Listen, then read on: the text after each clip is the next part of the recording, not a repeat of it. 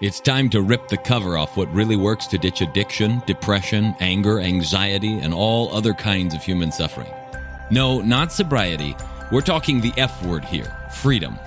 We'll share straight from the trenches what we've learned from leaving our own addictions behind and coaching hundreds of others to do the same. And since it's such a heavy topic, we might as well have a good time while we're at it.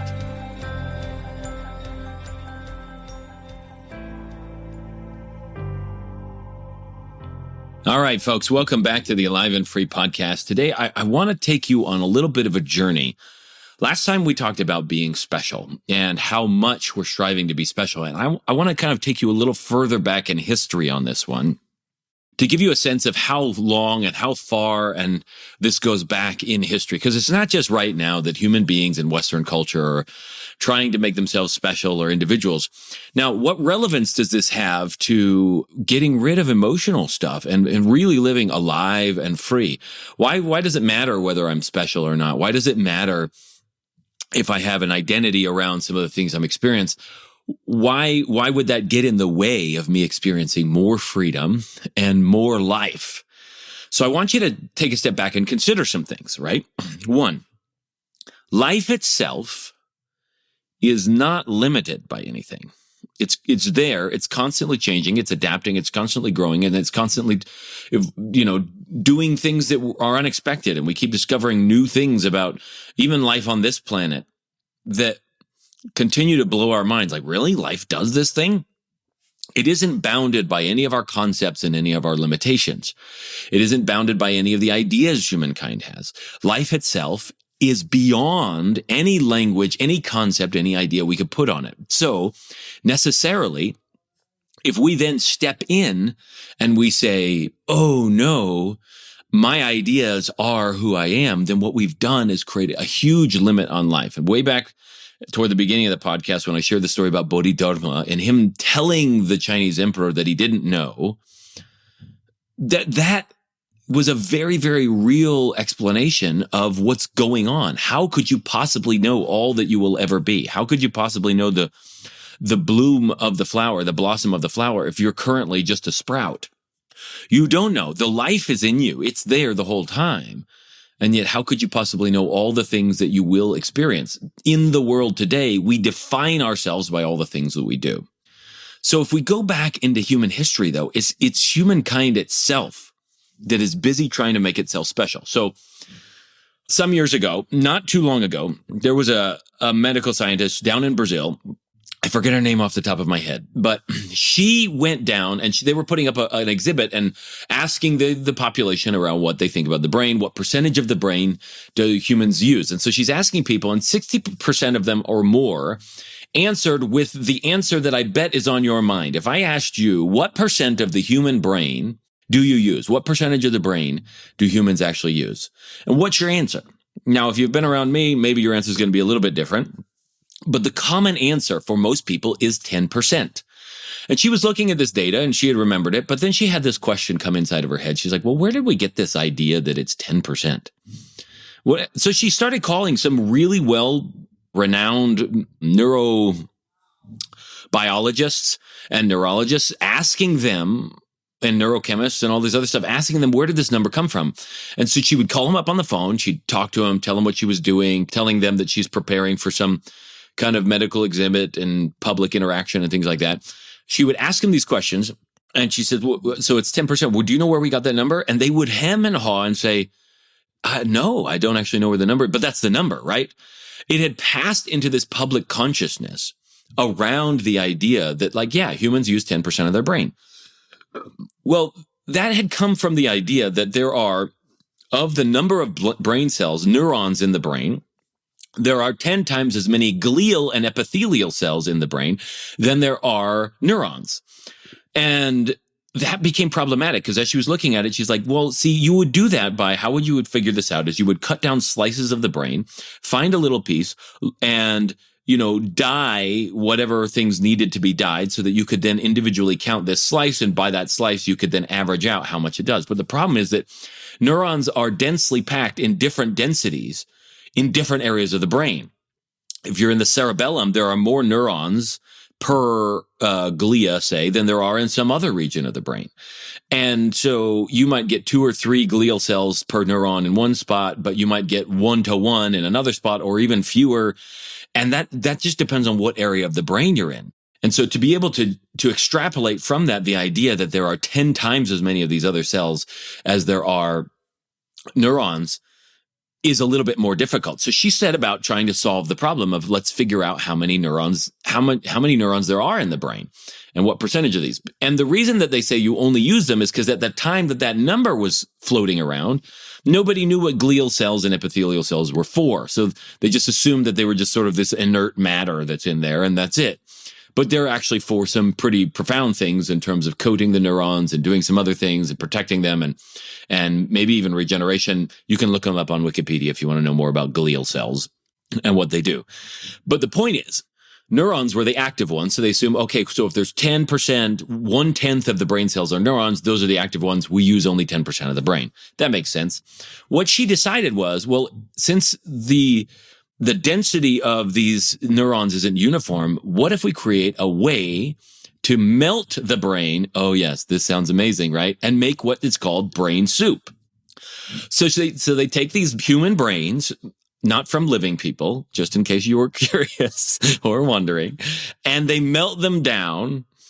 And from those, then they're able to get a uniform average number of and total number of cells. And it turns out there's around 86 billion neurons in the brain and about an equal number of glial cells. So all of a sudden, overnight, because somebody tried to measure differently, they figured out that, wow, you're actually using half of your brain already. So congratulations. If you felt like you were an idiot because you were only using a certain percentage of your brain and someone told you that Einstein used more of his brain, wrong. You're all using the same amount of your brain.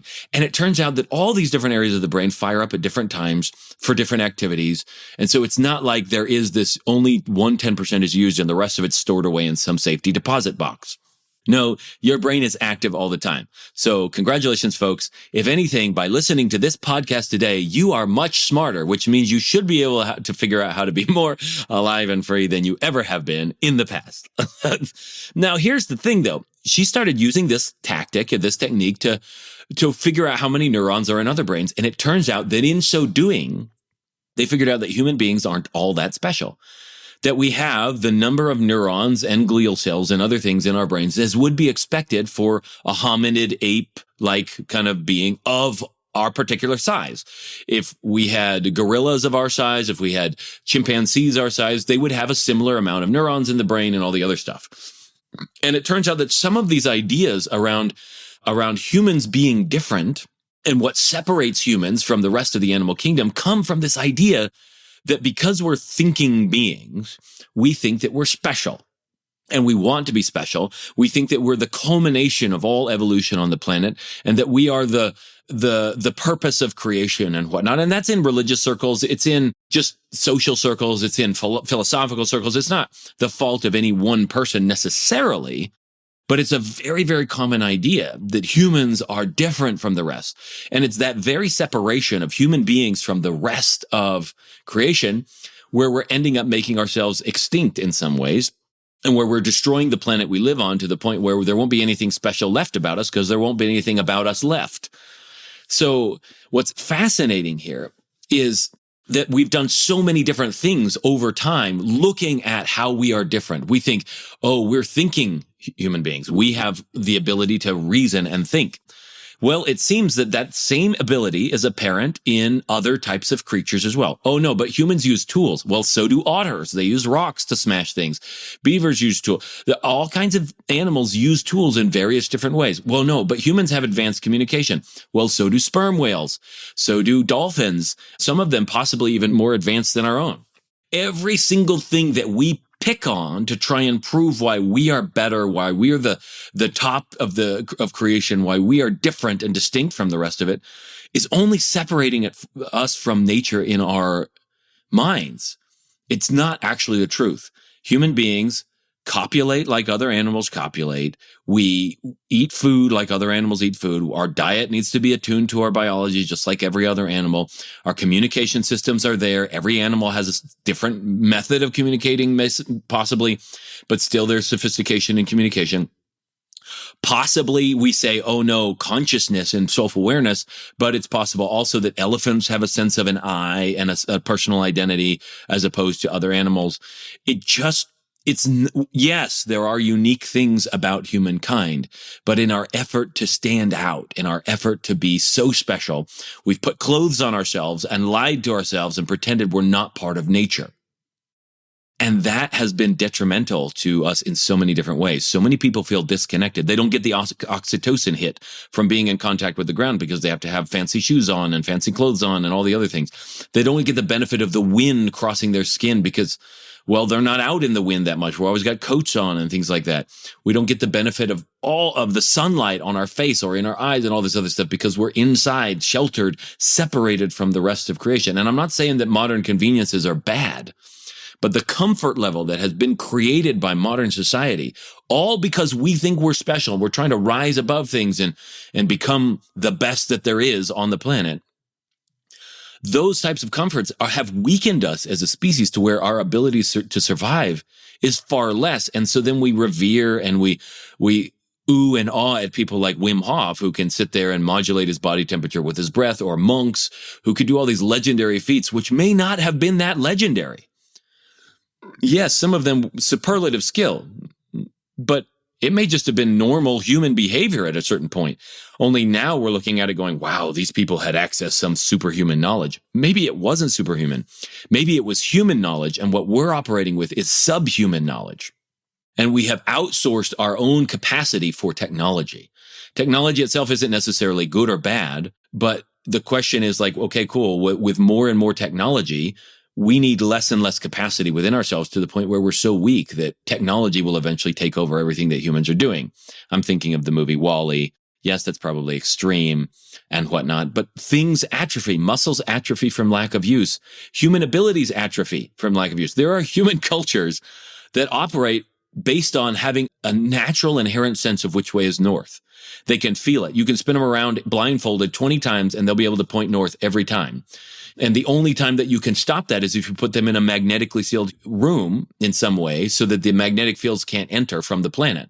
And then they'll be lost. They won't know what's going on and they'll move around like other animals. Birds do this, all this other kind of stuff. Humans have this ability. Their language even doesn't have like right and left hands. It's like, well, you move west on the bench so that I can sit down, you know? And they're operating in terms of cardinal directions because that's the way that they've navigated in the world. And that's a dormant human ability. It's not gone. It can be resurrected. There are people doing things like this, but it's just one that we don't use. And so it's just sitting there dormant and we think it's a superhuman ability when it's just a human ability.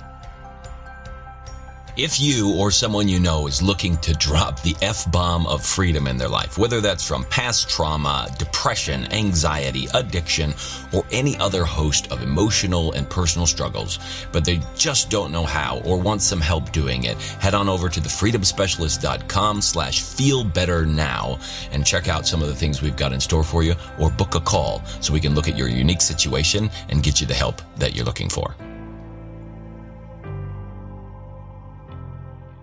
So what is a human anyway? What is it that you and I are? Confusion about what you and I are actually starts to, when I talk about root issues and core beliefs that people have about themselves that produce so much suffering in the world, it really comes down to their view of themselves.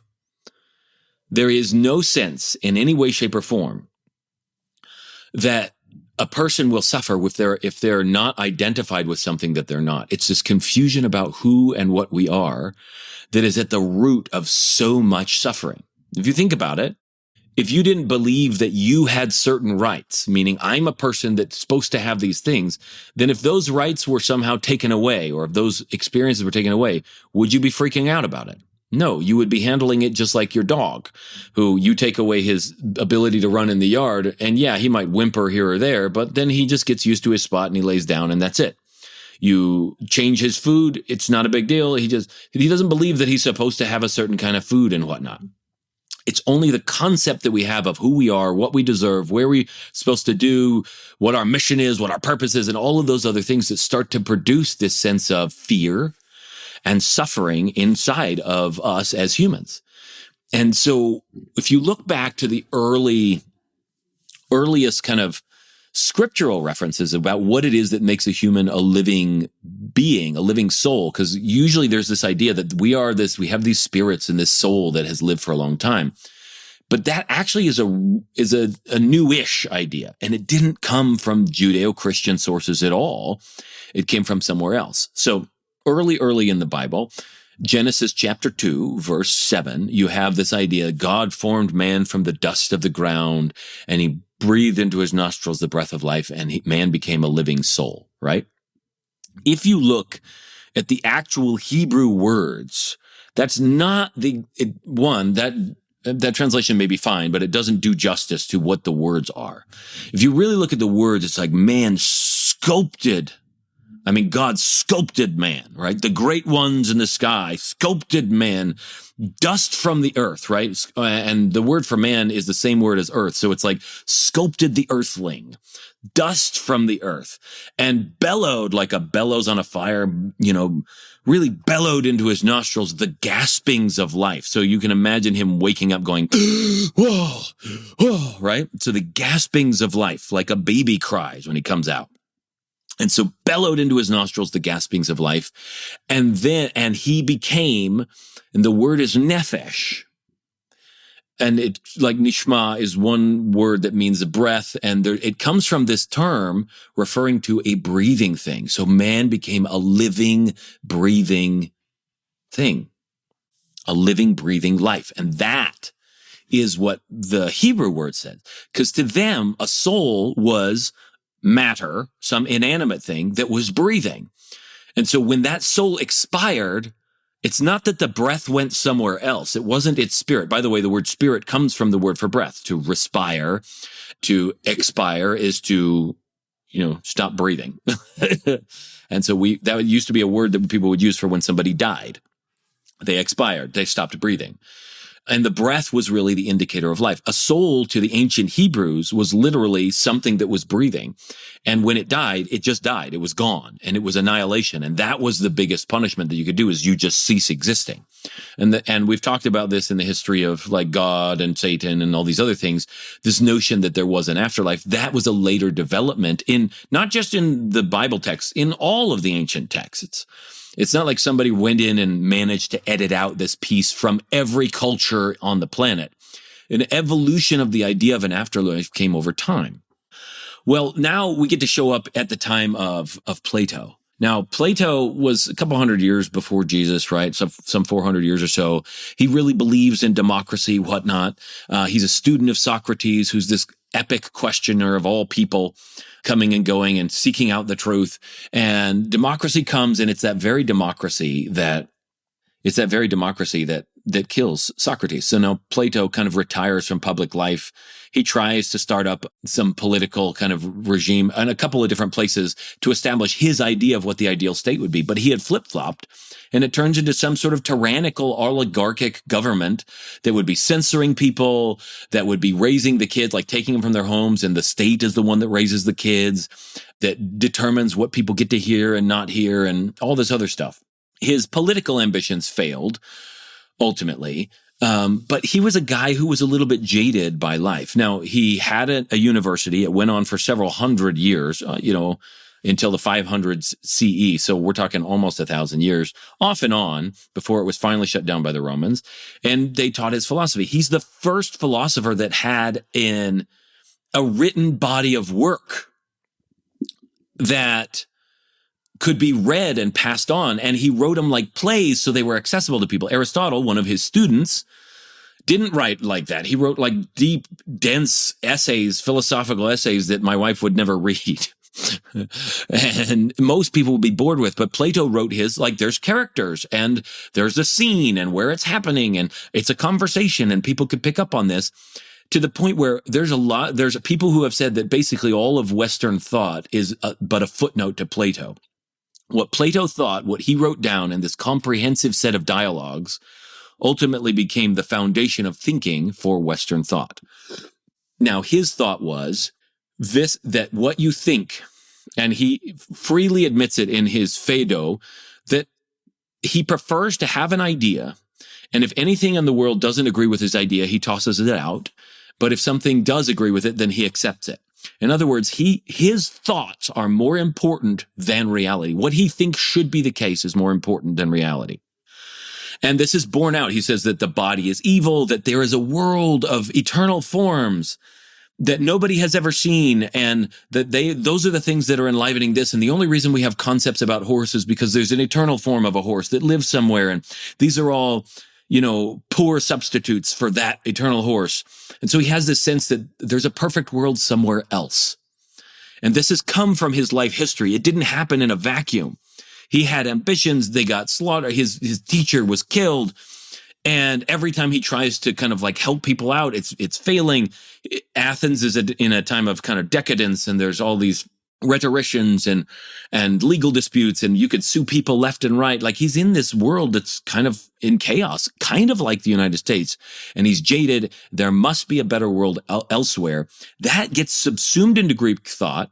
Then Philo, one of the first century, he was writing to Jews, but he was schooled in Greek, and he was preaching this stuff to Christians. That gets taken in. There's a lot of Greek converts in Christianity. The early churches swarmed with Greeks, and their viewpoint of reality leaks into Christian thought. So whereas for them, the body is evil and there's a perfect thing somewhere else, for Jesus, the body is the place where the divine takes action. This is the matter. The body is the place where God lives, which is why Jesus was speaking of a bodily resurrection.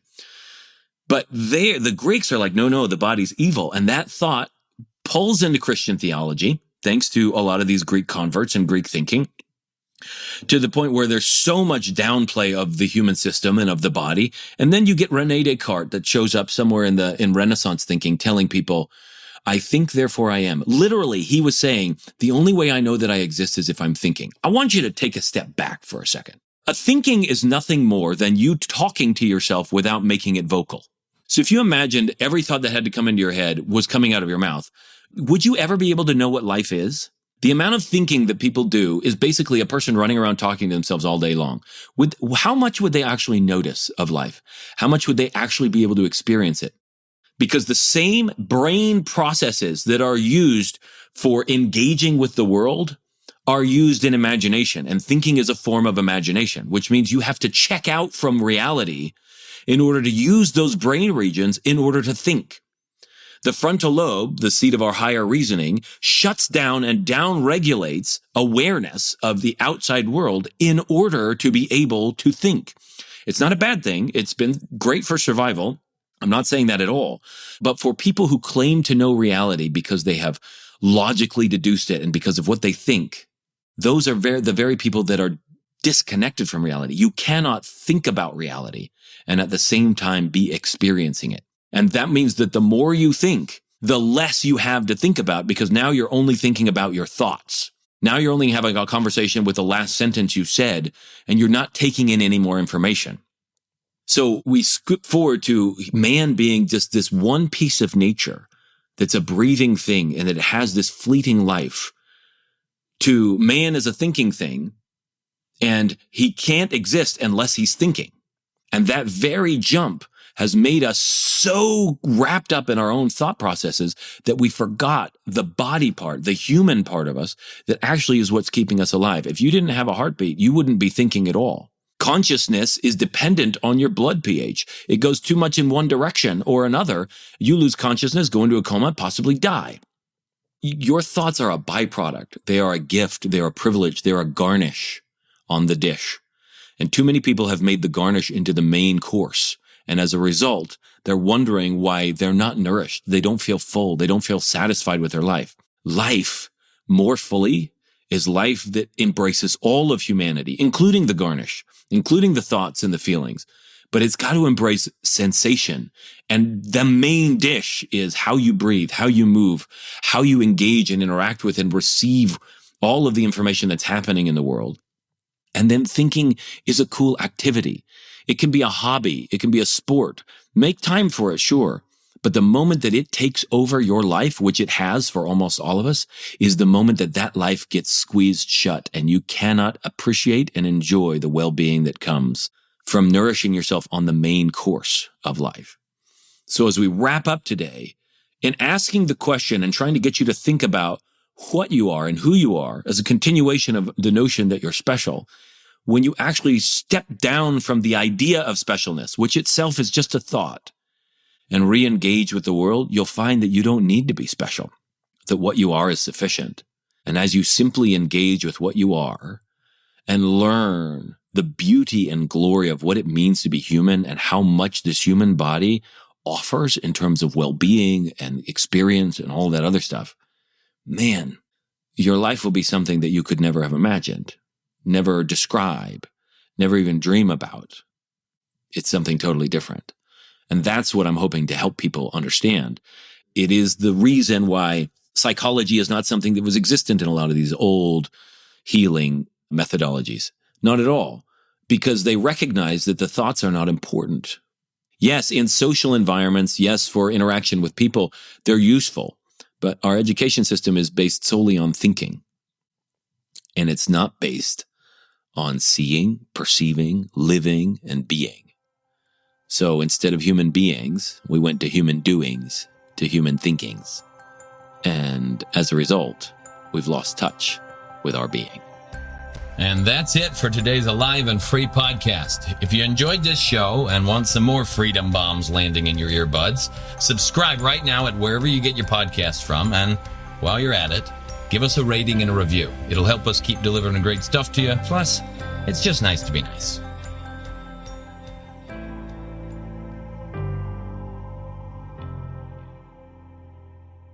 This is thepodcastfactory.com.